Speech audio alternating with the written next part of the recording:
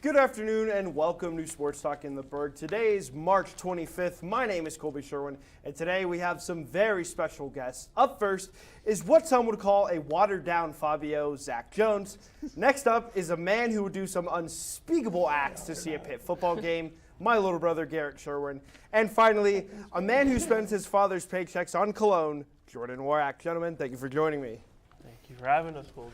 All right, up first, we're going to tip the show off with March Madness. With the loss to 14-seeded Oakland, the Kentucky Wildcats have only left the round of 64 once in the past 4 years. Who is to blame for the Wildcats not having their head in the game, Garrett? It's got to be Coach Calipari. Listen, on average, the defensive rating of a champion is 30 or better. Kentucky's this year is 210. Also, college basketball has moved to a more older brand of basketball. The older you are, the better you are. And they are for the top 25 this year to start the year. They had the youngest average age by minutes.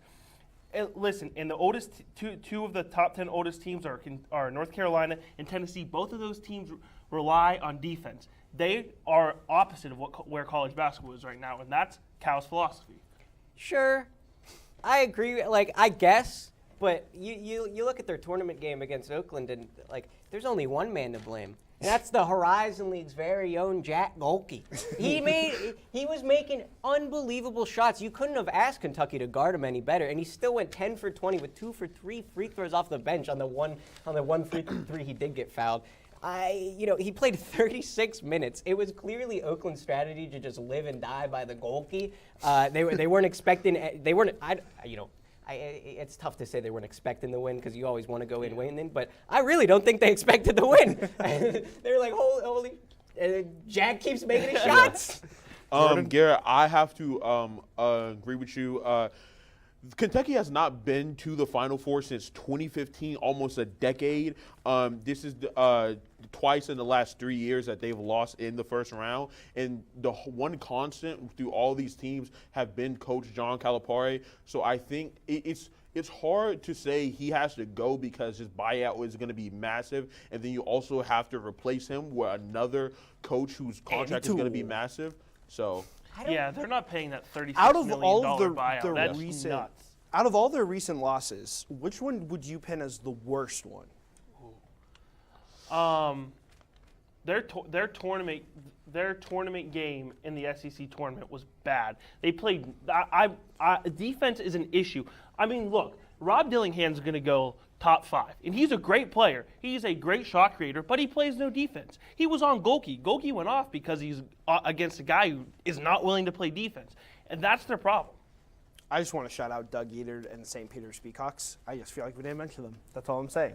We're going to move over to the NBA now. The season is winding down as it comes to a close on April 14th, and the West is so close, and the East has seen some superstars emerge. Zach, I want to know as an NBA expert, who will win the MVP? Look, there's a few good candidates, all coming out of the West. It's just such a loaded conference. But I think you have to give it to Luka. He is dominating. He is playing a brand of basketball that is just no one else has. He's putting up 34 points a game, leads the league. He has 9.8 rebounds, 9 assists on a career best 57% true shooting. That's unbelievable, and he's almost leading the league in minutes with 37.4 minutes per game. He's only behind DeMar DeRozan and I think Miles Bridges for some reason. But yeah, he's playing unbelievable, and I think a lot of people are going to see his level of play and get kind of tired of his greatness, and they're going to wait and say, let's give him the MVP once the Mavs actually do good. I think he's going to keep this level of play, and if the Mavs ever do get better, I just think they're going to be tired of the greatness by then, and I think you need to give it to him now because, Russ has got it with the 6th seed before. Other teams have got it with lower seeds. I don't see any reason why Luka shouldn't. See, but the thing is, the last time I checked, the Mavs are the 8th seed. I'm pretty sure no one has ever won the MVP as an 8th seed. Maybe if they were higher as a 6 or a 5, I could see them winning it. They're well within striking distance. They are, but if the MVP award actually goes to the most valuable player, it should be Nikola Jokic. He is the best player in basketball. He has led his team to the #1 seed right now. He's averaging 26, 12, and 9. He should be the first player since Larry Bird to 3-peat MVP. Yeah, there's no question about it. I just think voter fatigue is going to penalize Jokic, so he's not going to win MVP. In fact, he actually didn't win it last year. But anyway, I think it's going to be SGA. He's second in points per games behind Luka. He's top 20 in assists per game, first in steals per game, and he's on the second place team in the West. The only thing is with your Luka thing, I think this is kind of back to that mid 20 teens when it was between Harden and Paul George, and Harden was on kind of a okay Rockets team. I think this is where we're at, where it's like, are we going to give it to Luka, who's kind of playing meaningless basketball? Meaningless basketball. SGA. Oh, it is. Wow. He's on a bad Mavericks roster, and he is still leading them to the playoffs in an unbelievable Western Conference. This Western Conference is honestly like we've never seen before, and that's crazy to say, considering the 2000s Western Conference. All right, we're going to wrap up a heated debate there. I'm also just going to throw my hand in the ring. It's Nikola Jokic, best player in basketball. But we're going to stay in the NBA and stay in the Western Conference, as it has 8 teams with over 40 wins, and the top is separated by a half a win. So who will win the West, Jordan?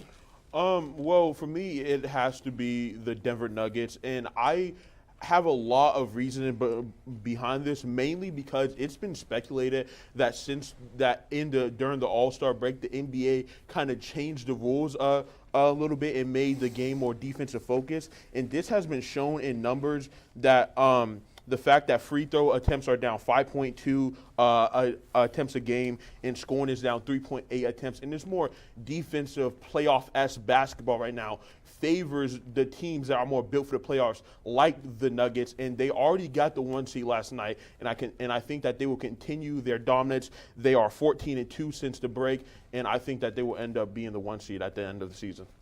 I think the Nuggets are definitely the highest team. Like, I don't want to play them in the playoffs, but I don't think they're going to get the number 1 seed. I think the Minnesota Timberwolves are going to make it. They have not lost a step since Cat's injury.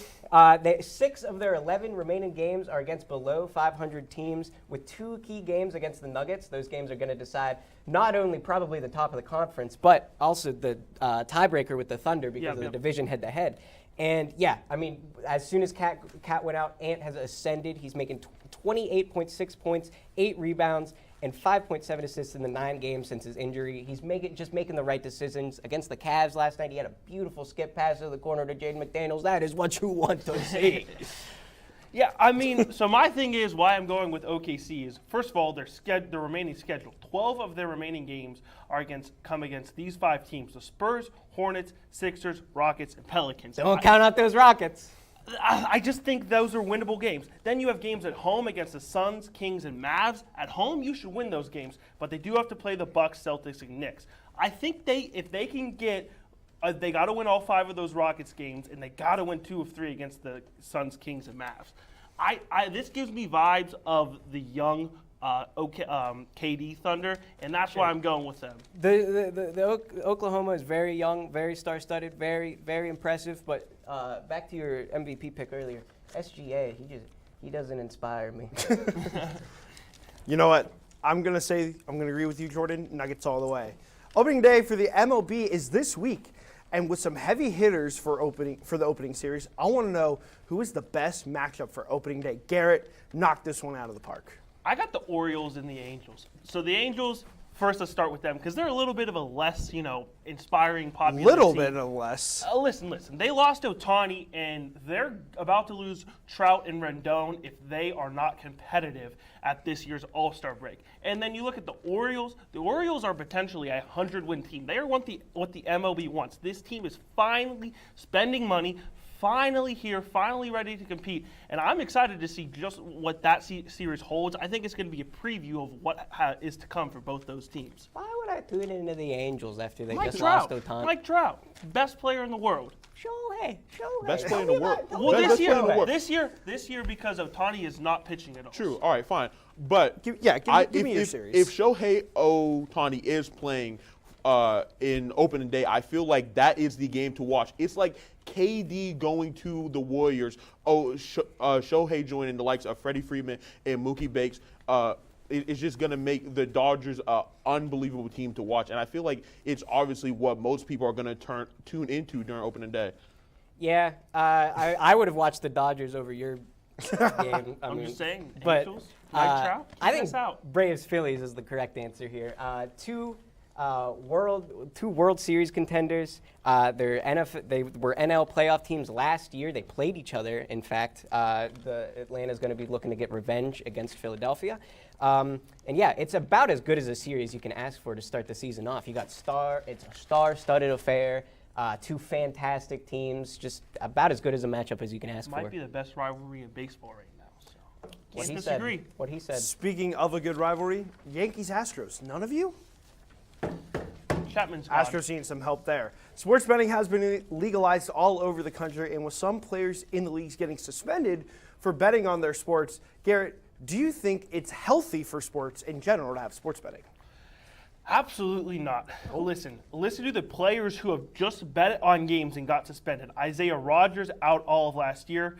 Jamison Williams out all of 2020 or 6 games of 2022. Calvin Ridley out all of 2022. Aaron Eulis, brother of Tyler Eulis, he was out all this year for Nebraska. And then you take in Mo Hassan, what he said just 2 weeks ago, that he was offered by the Irish mob $300,000 to throw games. The man was just a backup quarterback for Vanderbilt of all teams.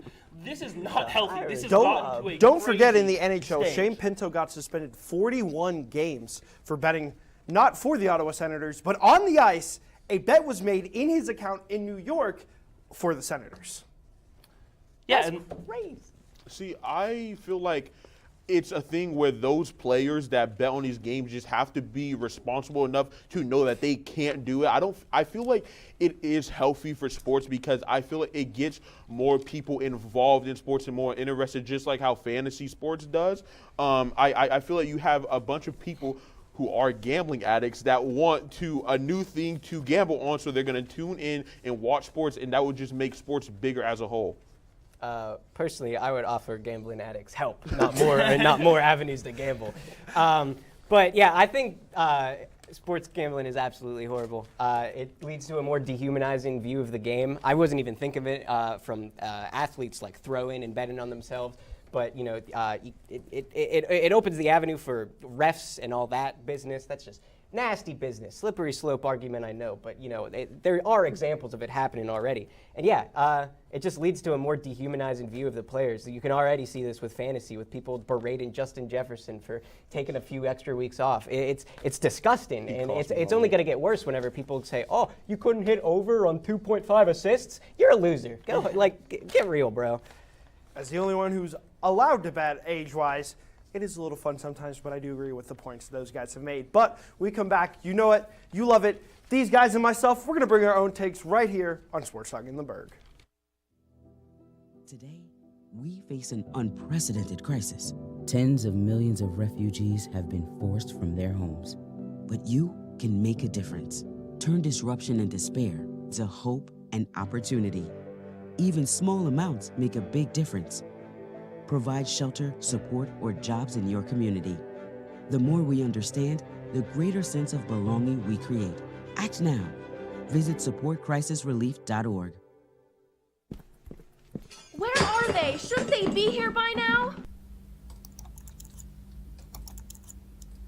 John's got to be here, guys. Like, for real. Oh my God, Nate! Isn't it Thursday? Oh crap.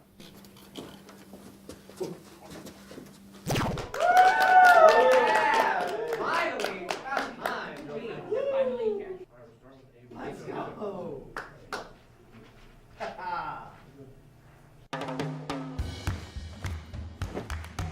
I don't want to talk about it.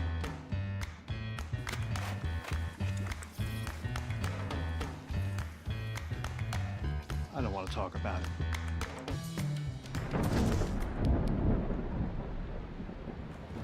Families don't have to talk about everything, but they should talk about how to plan for an emergency. Get tips and resources to make your family's emergency plan.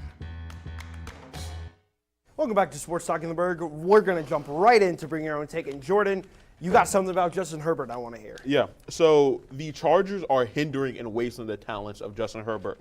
Earlier this offseason, the Chargers hired Jim Harbaugh as their head coach, which I thought was a very good hire and which I was very excited about. But then after that, he brought in Greg Roman, who notoriously does not value throwing the ball and does not value receivers. And you do that, it works a little bit when you have a talent like Lamar who can run the ball. But with a guy like Herbert, who's an excellent thrower, it makes no sense why you wouldn't have an offense cater to him throwing. Next, they end up cutting Mike Williams, which I get it, whatever. But then Keenan Allen coming off his best season with a 1,200 yards, 7 touchdowns. They only got a 4th-round pick for him. Now they have no receivers. Quentin Johnson is receiver 1. Oh, Quentin Johnson. What a great rookie year he had. And they have Josh Palmer. They kept Joey Bosa, who is washed, instead of keeping Keenan Allen. He's washed and injury prone.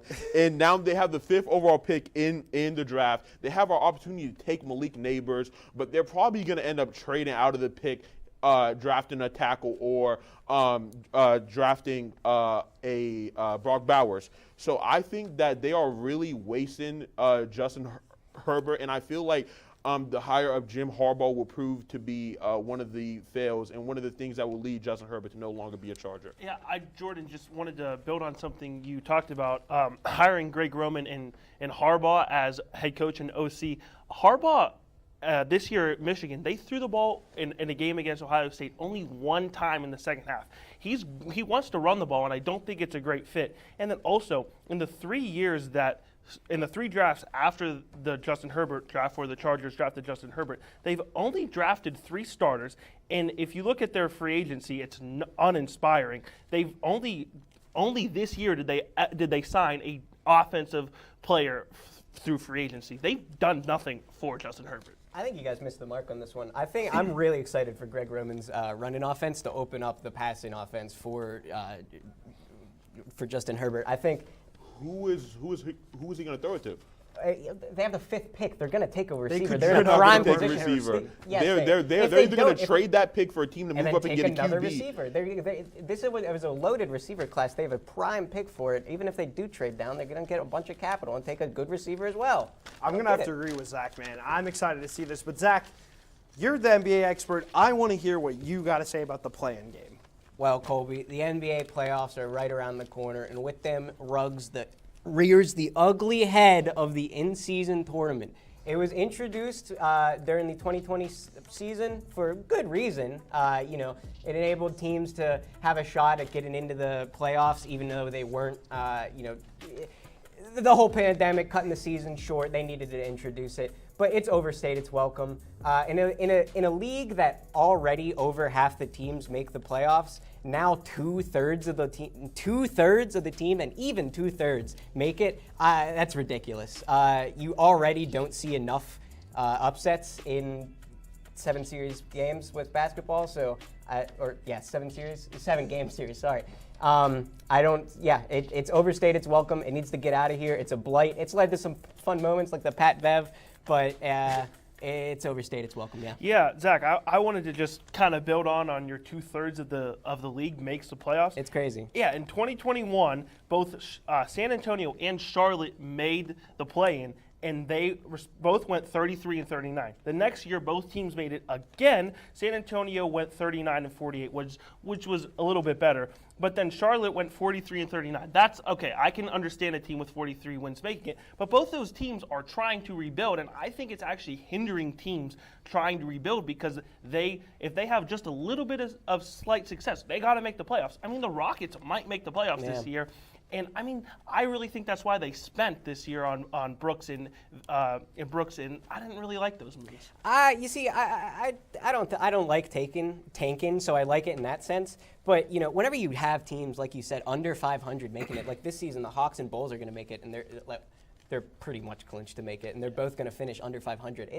It's not right, man. No, they haven't earned it. I totally agree with you. I feel like it waters down the whole. I feel like it waters down playoffs because I feel like NBA playoffs used to be some of the best playoffs in sports, and now it just feels so boring when you have these trash teams making it who are not really going to do anything because they're just going to get eliminated by the better teams anyway. So I just feel like it's useless.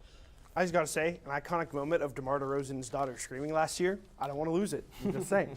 But Garrett, you have an opinion of how Louisville can save the ACC?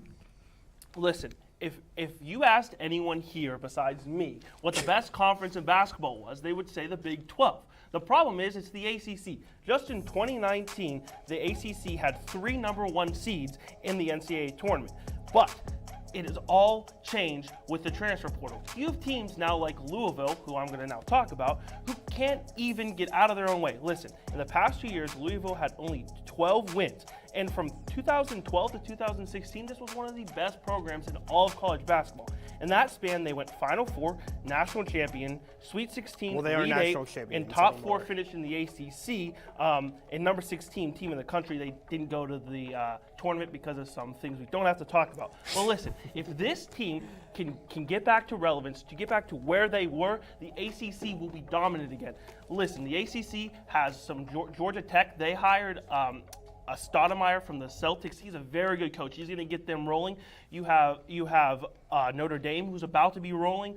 And then Pitt and Clemson, those teams are rolling. You always have North Carolina and Duke. And listen, if they can hire Will Wade or Bryce Drew preferably. Bryce Drew is the Grand Canyon coach. They tried to hire his brother, and that didn't really work out. He's a Baylor head coach. So if they can hire Bryce Drew, they will finish 3rd or 4th in the ACC next year and be a top 5 seed. Yeah, I agree. I mean, ACC used to be a powerhouse. It's not so much anymore.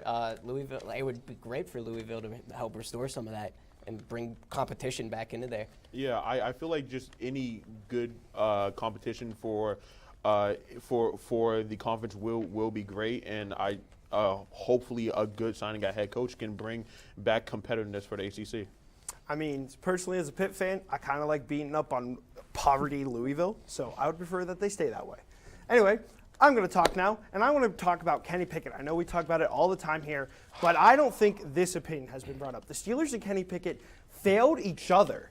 Now, let me start out. Matt Canada being the offensive coordinator, awful, terrible. Kenny Pickett on that pass, don't know what he's looking at. But in 2022-2023, the Steelers had the 14th best offensive line.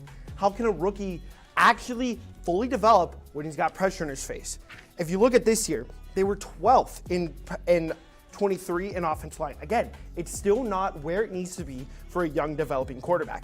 Last year, they were 28th in pass attempts. We never really saw Kenny Pickett do anything, although moving over to Kenny Pickett, 13 touchdowns and 13 interceptions in 2 years is unusable. It is downright irreplaceable, and it's an embarrassment that happened. He's been injured often, and how he left the Steelers is marred in controversy, and I think both of the teams, both players in this, have been not usable.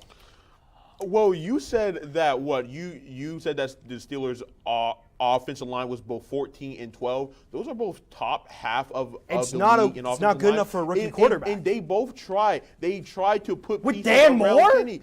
Listen, they drafted a tackle in the first round who They proved didn't to be play a him. good tackle. They didn't play him. They fired Matt Canada. Kenny Pickett could not help himself. He again, like you said, 13 touchdowns in 24 games. The defense had to carry him the whole time, which made the defense worse. He missed easy throws. He could not push the ball down the field. That's why he couldn't. That's why we didn't have anybody. That's why the Steelers did not have a lot of throwing attempts, because Kenny quite literally could not do what the Steelers needed him to do.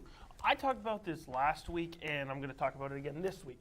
When you draft Kenny Pickett at 20, there's a reason he's there. Listen, the Panthers owner, David Tepper, we don't got to talk about how he is actually as a guy, but he went to Pitt, and he is a big donor to Pitt. Even he was unwilling to draft Kenny at that early in the draft. You have to look at how the organization had a whole. Hold on. So then you don't draft the center, which you need, and that center goes to the Ravens at 25. And listen, you said that their O-line was 14th. That's top half in the NFL. What are we talking about? It's not acceptable. He's a young quarterback. He's is. clearly not good enough. Do you to want get them it. to, in 1 year, turn around and have the best offensive line in the Top league? It's not 10 that would easy. be ideal, yes. Oh, they were 2 spots off of it. We've beat this horse more than I can imagine, but I just want to say I think it's very admirable for the Steelers to just recognize that, oh, this guy stinks, and move on from him. He regressed. All right, then. Well, those were our takes that we brought in, and we have another one, as Ali Overtake will break down the women's March Madness for you when we come back on Sports Talk in the Burgh.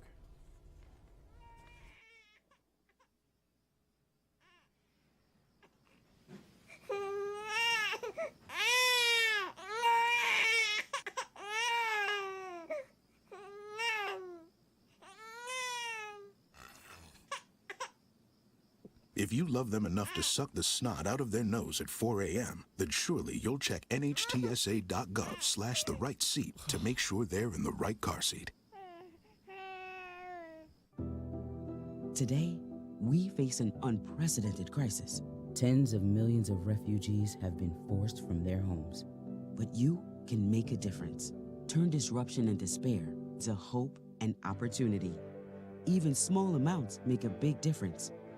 Provide shelter, support, or jobs in your community. The more we understand, the greater sense of belonging we create. Act now. Visit supportcrisisrelief.org.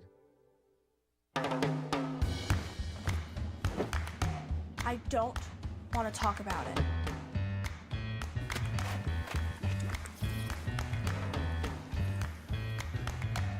I don't want to talk about it.